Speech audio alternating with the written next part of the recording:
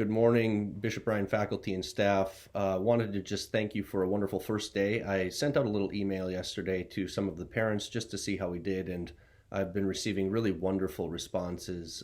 One parent said the first day was magical, that the kids were so happy to be back in school. They got up early and were just ready to go. Others have said, that it was just a great joy, that their kids were extremely happy to be back. And so there's a lot of gratitude in the hearts of our parents right now that kids are back in school, and so let's keep things going that way. Just today, mention briefly a little spiritual point. Today's the feast of Saint Augustine. Saint Augustine is one of the great doctors of the church and fathers of the church. He was born in the fourth century, late fourth century, and lived into the early fifth century. And there's probably no more influential figure in the life of theology within the West, at least, than St. Augustine. And even those who are as influential as Augustine is, like Aquinas, or even more influential, they're working within the system and the constructs that Augustine largely influenced. So the whole Western development of doctrine and development of theology really flows through Augustine, or at least has to take Augustine into consideration. And so there's a lot that we owe to him for the way that our faith has come to understand itself. Augustine wrote, as you know, one of the great works of autobiography. In fact, maybe the first autobiography in the Christian tradition, called Confessions. And it's his internal narrative and prayer of a description of how he came to conversion and baptism ultimately in his life, and how God in his providence was there working through it all the time, even though he wasn't aware of it at the time.